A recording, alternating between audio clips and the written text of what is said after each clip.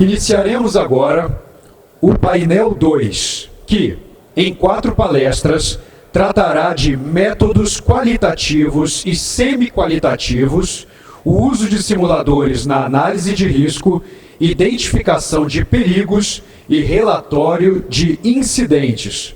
Ao final do painel, como outro, haverá um tempo de 15 minutos disponível para os palestrantes responderem às perguntas, sob a mediação do prático Sigberto Schenck, conselheiro técnico do CONAPRA. Convido o comandante José Mário Santos Calisto, da Fundação Homem do Mar, do Sindicato de Oficiais da Marinha Mercante, para apresentar sua palestra sobre métodos qualitativos PHA, estudo de caso. Graduação em Ciências Náuticas pela Escola de Formação de Oficiais da Marinha Mercante, EFON, e com pós-graduação em Docência e Gestão do Ensino Superior pela Universidade Estácio de Sá. Tem grande experiência na gestão de centros de treinamento, em consultoria e treinamento no setor aquaviário e com simuladores de manobra, Full Mission, DP, entre outros.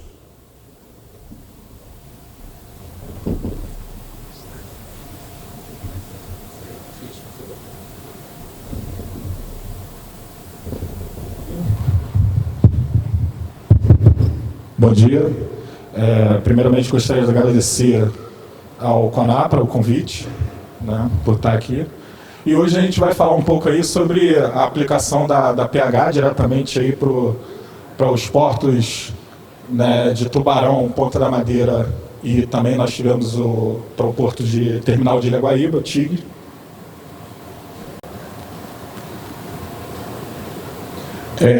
Esse é o sumário, então iremos falar um breve histórico, né?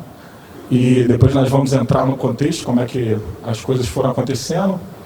Depois a gente vai falar do projeto Vale Max, porque dentro dessa análise feita para Tubarão e também para Ponta da Madeira existiu, né, na verdade o fator causador foi realmente o navio, a chegada desse navio, os desafios encontrados, os parâmetros de 2009, porque esse trabalho foi realmente realizado em 2009, então há 10 anos atrás, e a inserção da PH mesmo, PHA, e considerações finais, que são os resultados. Em 2008, a Fundação, né, já vinha realizando alguns trabalhos, né, e teve um trabalho especificamente feito para a Vale, que foi um trabalho de determinar o posicionamento de PID de educadores. Esse trabalho teve um grande sucesso e foi a partir desse trabalho que no final de 2008 surge o convite da Vale para a gente realizar simulações desse projeto Vale Max.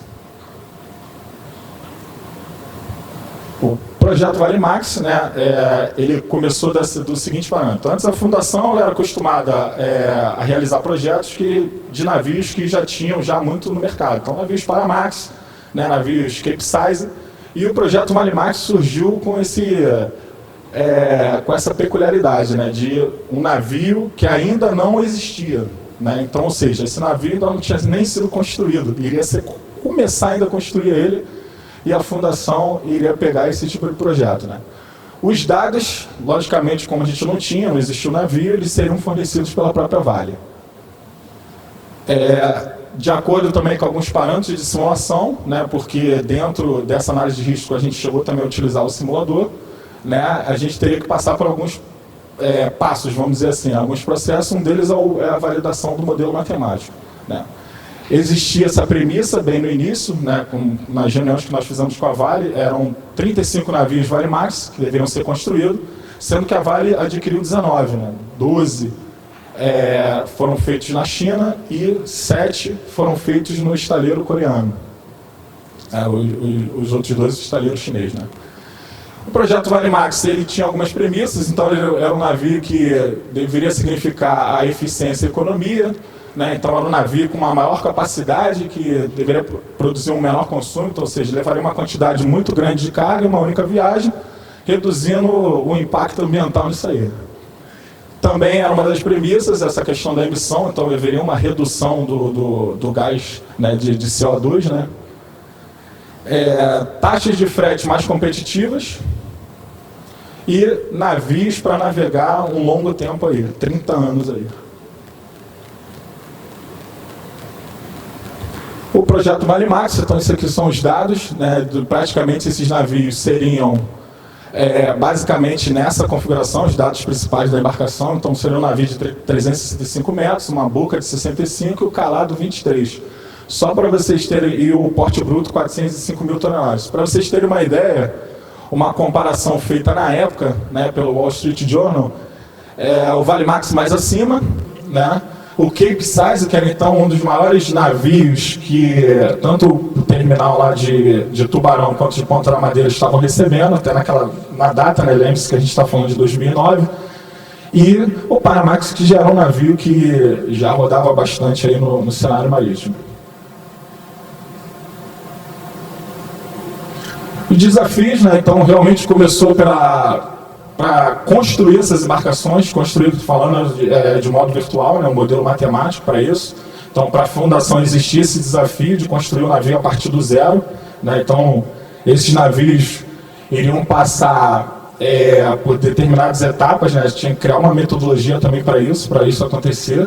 Então a gente também tinha, além desse desafio de construir esses modelos matemáticos, existe também a construção dos cenários também, que era outro desafio, porque a chegada desse navio representaria um novo modelo também de canal, no caso, para Tubarão, né?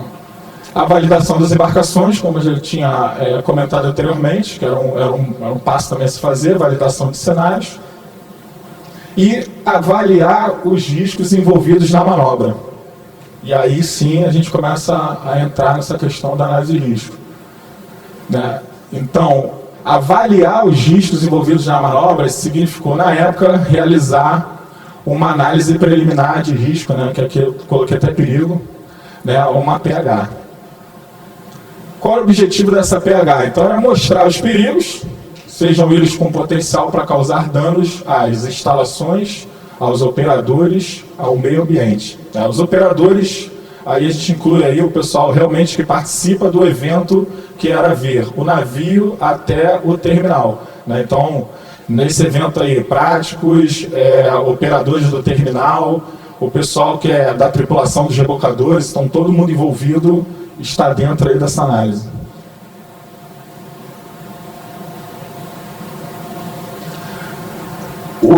Os incidentes a serem analisados começam com o evento desencadeador, que é o primeiro de uma sequência de eventos que leva à situação de perigo, dano ou falha. Essa sequência é conhecida como cenário de ambiente.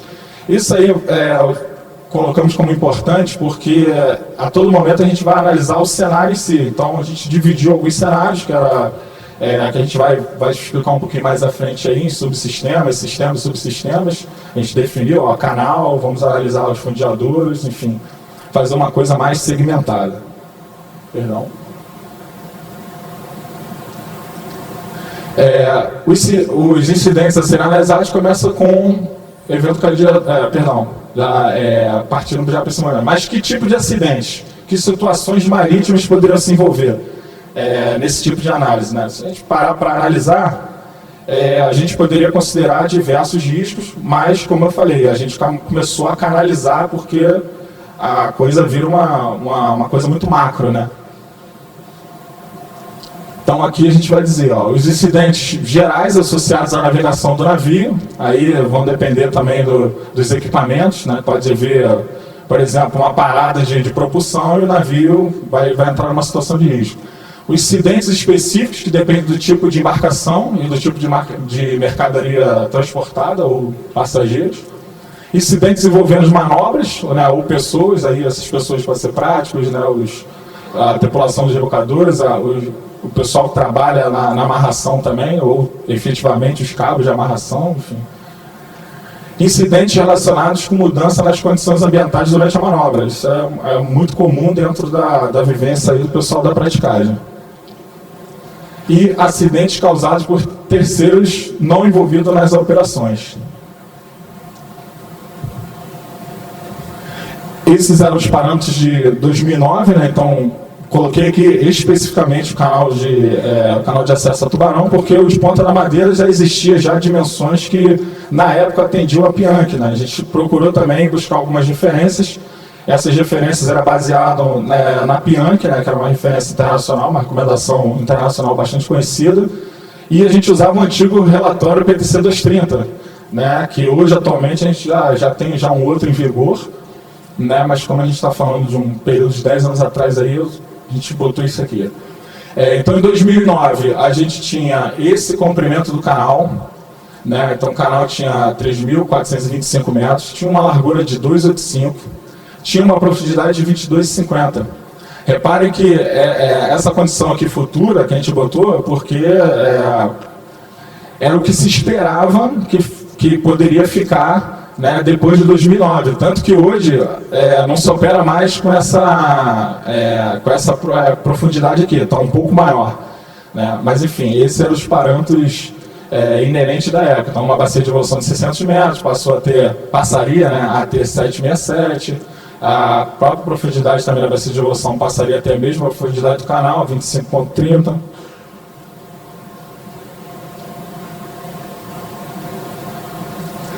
Esse foi um dos modelos criados. Vocês notam que lá no segundo slide, no terceiro slide, perdão, eu coloquei 365, mas a realidade é que por esses navios terem sido construídos em estaleiros diferentes, o que foi passado para a gente é que haveria um pouquinho de diferença de um navio para o outro. Então o Vale Brasil foi um dos primeiros navios a chegar em Tubarão. Então a gente, nessa época aqui, nessa fase, que esse projeto demorou praticamente 2 anos, nessa fase a gente já tinha os dados de prova de mar. Então, a priori, a gente construiu um modelo matemático baseado em modelos provenientes do Instituto Holandês, né, o MARE, e depois, quando o navio realmente bateu quilha e fez prova de mar, a gente, na verdade, fez um outro navio, né, remodelou o navio, né, utilizando já as provas de mar reais, né, do navio. Né. Então, o navio mais ou menos ficou nessa configuração aqui, que foi o primeiro navio que chegou aqui. 362 de comprimento, 65 de boca, e os calados, que no caso a Vale solicitou que fossem realizados, né, feitos, né, para as operações. Aqui os rebocadores que foram utilizados também na operação. Essa é a configuração de uma das simulações. Então a gente está aqui com o Vale Brasil parcialmente carregado e 5 rebocadores, né. Isso tudo foi analisado, né, utilizando também a ferramenta simulação para a análise de risco. Né? Isso aqui era uma das situações colocadas na análise de risco, né, e foi simulada. Os modelos realizados a partir do tanque de prova e modelos realizados a partir da prova de mar. Isso eu tinha comentado. A inserção da pH. Então aí vai entrar agora realmente toda a parte aí de análise de risco. Tá? Então, a pH foi utilizada na fase inicial do projeto, isso é importante colocar. Né? Uma das coisas até que eu estava comentando com o professor é que talvez aqui a estrutura da própria tabela, que a gente vai ver um pouquinho mais à frente, talvez não seja idêntica lá, mas isso é fato que tem que ser assim, porque não é uma coisa rígida, né? Então não precisa ser exatamente igual, então vão ter colunas que vão ser diferentes, isso aí é fato. Então, ela foi utilizada no projeto inicial visando a identificação dos perigos com as respectivas medidas mitigatórias. Essa análise foi realizada anterior, né, então frisei que foi realizada anterior à fase operacional mesmo do projeto, então antes de receber a embarcação. Então, a metodologia de pH foi, na verdade, uma revisão geral dos aspectos de segurança. Por que isso? Porque a própria Vale ela já tinha a própria experiência, né, com os navios que vinham anteriormente, que eram navio Panamax e navios até Capesize, e a chegada do Vale Max só representaria, né, mais um navio chegando, logicamente com uma estrutura diferente, mas todas as medidas utilizadas basicamente já poderiam ser utilizadas no Vale Max, só teria que haver uma adequação. Né? Aí eu cito aqui o relatório da Pianchi, o PTC 230, que em 2019, que ele tinha um conceito de que risco no mundo marítimo estava ligado à frequência de acidentes e suas respectivas consequências. Né? Então, em um porto e canais de acesso, a consequência de um acidente pode ser a perda de vidas, sérios danos ao ambiente ou perda de receita para o porto. Isso foi o que a gente focou, mais à frente eu vou mostrar nas matrizes que a gente fez também de forma separada. Abordava questões conceituais do risco, né, estimativa desse risco também, e métodos de mitigação desse risco. Né? E aí, um dos métodos lá citados é VTS, né, você fazer limitações operacionais, regras, né, de operação, né, uma melhora, né, ou então, né, você modificar um pouco o auxílio à navegação e esquemas de separação de tráfego.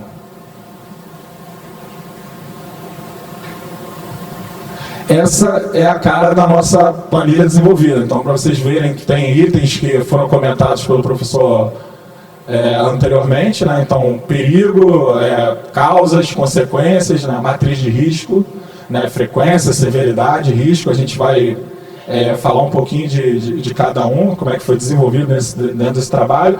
E tivemos uma preocupação de incluir as medidas preventivas, né? De proteção. Porque como a Vale já tinha algo aqui nessa coluna, a gente colocou, entendeu que era bem salutar a gente recomendar algumas coisas. E aí deixava a critério da Vale querer fazer essa implementação ou não. A gente até botou a implementar, mas na verdade não tinha um caráter obrigatório, né?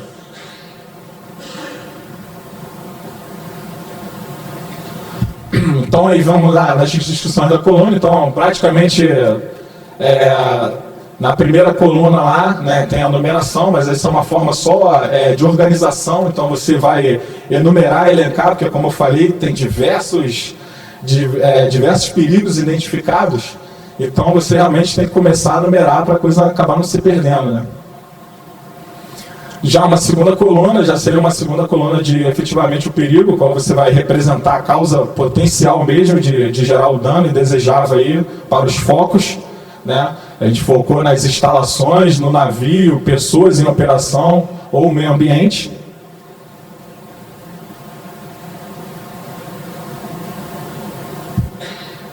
As principais causas, que existem causas, né, que podem envolver tanto falhas de equipamentos, fatores externos, bem como erros humanos. Então, é como que eu tinha exemplificado anteriormente. Pode ter dado uma falha no leme, então a gente vai explicar também um pouquinho mais à frente que existem certas abordagens que a gente faz para poder montar a matriz de risco.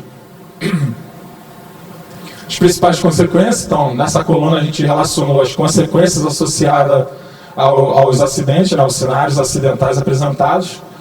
O fato é que há mais de um cenário acidental e com as respectivas consequências desejadas envolvendo danos às instalações, navios, pessoas.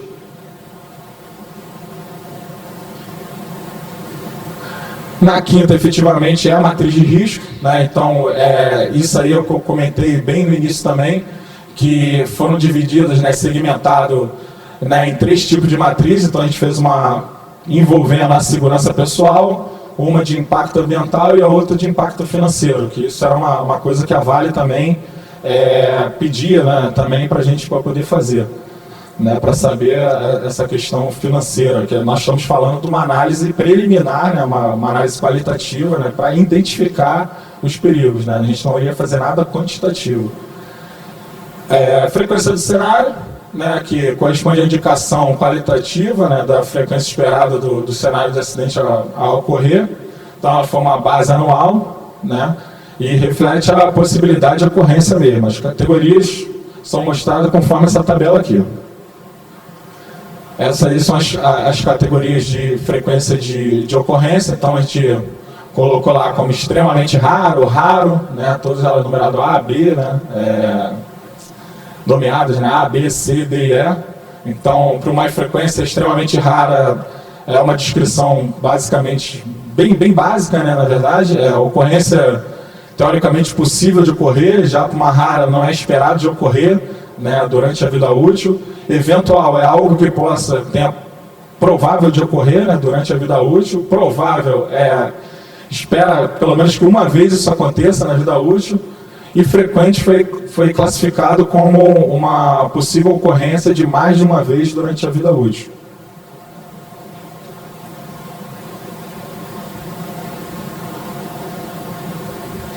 A coluna 7 é a severidade, então corresponde à indicação qualitativa do grau de severidade das consequências apresentadas, né, identificadas lá no cenário ambiental, né, e estabelece critérios, né, danosos à segurança do pessoal, meio ambiente, perdas financeiras.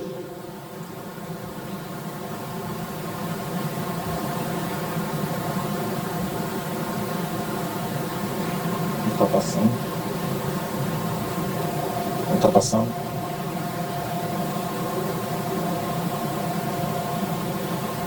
Pode passar aí para mim? Tá passando.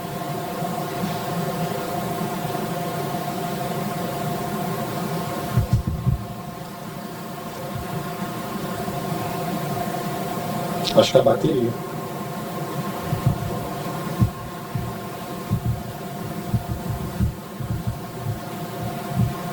Pode passar. Tá. Então essas são as categorias de severidade. Volta um pouquinho. Pode passar. Beleza. Então, começamos a classificar também, então categorizar, então desprezível, marginal, crítica e catastrófica, né? Então, para essa questão de segurança pessoal, impacto ambiental e perdas financeiras, né? Vocês verem que tem valores aqui, né? Esses valores, no caso, foram discutidos junto com a empresa, né? Do que seria, né, um risco desprezível, um risco marginal, enfim.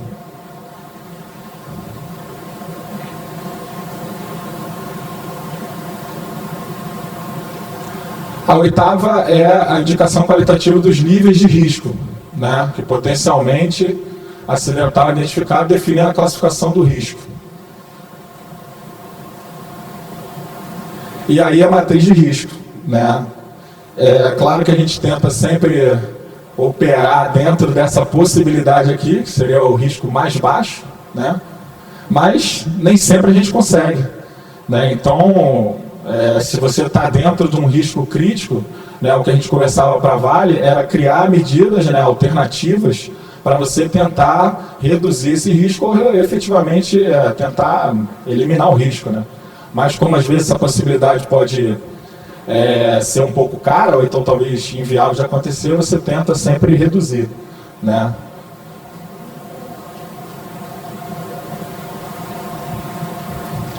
Essas são as categorias do risco, né? Então, o risco significante seria a necessidade de medidas adicionais, pois o risco não afeta os desempenhos das operações. Um risco baixo já seria sem necessidade de medidas adicionais. Um risco moderado seria os controles adicionais devem ser avaliados com o objetivo de obter uma redução de risco.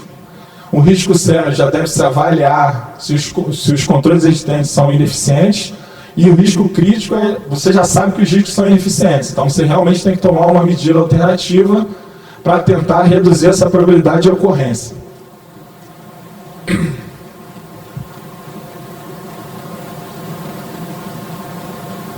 E a nona coluna, como eu já tinha comentado antes, a gente criou, né, aquela coluna para medidas mitigatórias, porque a gente já sabia que a Vale já tinha uma política de segurança e proteção ambiental, né? E as empresas também armadoras que prestavam serviço para ela. Então, era uma coisa muito mais expositiva para a Vale pegar aquela ferramenta e tentar aplicar num determinado momento que ela desejasse. E uma 10ª coluna que seriam apresentadas algumas recomendações, né? Que é aquela que eu comentei lá.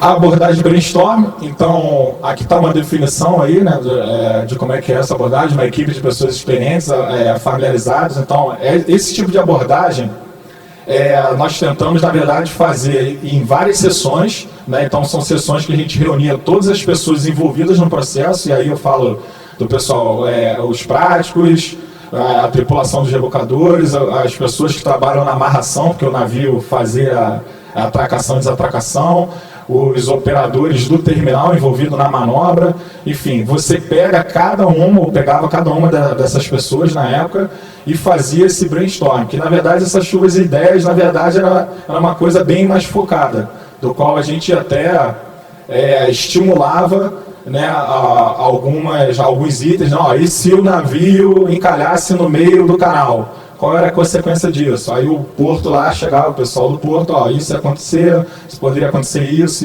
enfim. Dessa forma que você encaminha um brainstorm. E, logicamente, as pessoas chaves têm que ser de acordo com a base, com o seu foco lá do que você quer analisar, né? No caso aqui, operadores terminais, gerente, né, da empresa, do terminal, tripulação de educadores e práticos.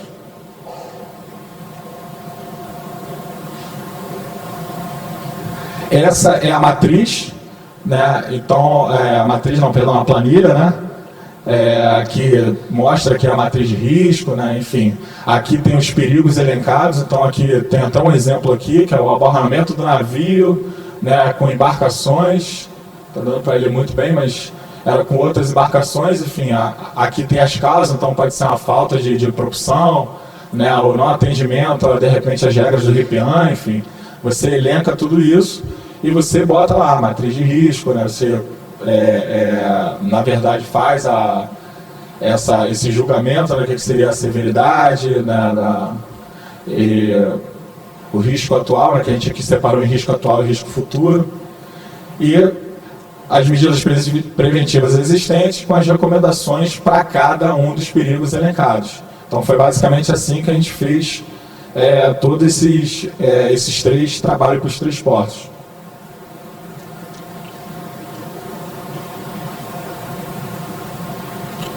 Aqui agora a gente vai entrar nas considerações finais. Então, em Tubarão foram levantados 63 cenários, né, possíveis de ocorrer acidentes, né, distribuídos da seguinte forma, né? Então, para a segurança pessoal foram 15 cenários identificados, né, isso representa aí quase 24% do total. Para impacto financeiro foram 37 cenários identificados, quase 59%. Impacto ambiental foram 11 cenários identificados, chegou a margem de 18% do total.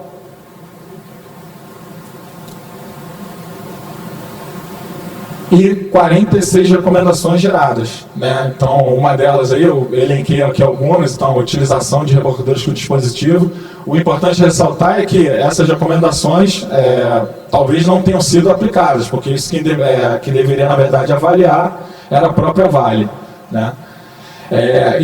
Inspeção periódica nos cabos utilizados, implementar um sistema de monitoramento e manutenção periódico das boias e faroletes, criar um programa de dragagem e manutenção, entre outros, né? Para o caso de Ponta da Madeira, já foram 65 cenários identificados, do qual 16 foram identificados como segurança pessoal, 37 cenários foram para impacto financeiro e o impacto ambiental ficou com 12 dos cenários, né? 40 recomendações também foram geradas, com a criação de posição de desembarque do prático nas proximidades do través da ilha do Medo. Então, essa recomendação aqui em si foi realmente também simulada, né? Foi uma simulação feita a partir dessa identificação desse perigo, porque isso foi um ponto que os práticos mesmo ressaltaram, que haveria essa possibilidade com a chegada do navio Valimax, do qual o desembarque era um ponto mais ao norte, né? E eles colocaram que isso aí representava um risco lá com o Valimax, que eles poderiam não conseguir desembarcar. Então, na simulação mostrou que realmente era melhor antecipar esse ponto. Então, esse ponto ficou um pouco mais ao sul. E eu acho que continua até hoje lá assim. A criação das áreas de escape, a bomborda e a boreste, da boia 15 encarnada, face à profundidade suficiente existente na região.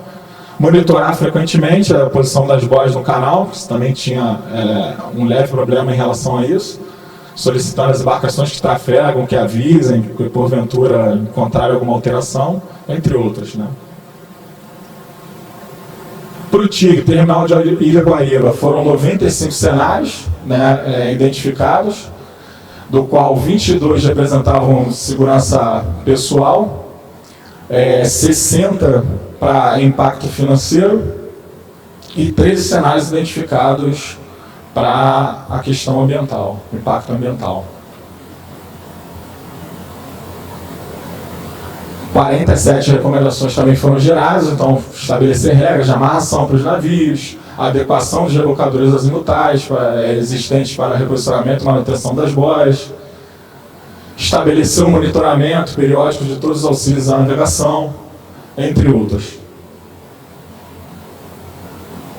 Dúvidas?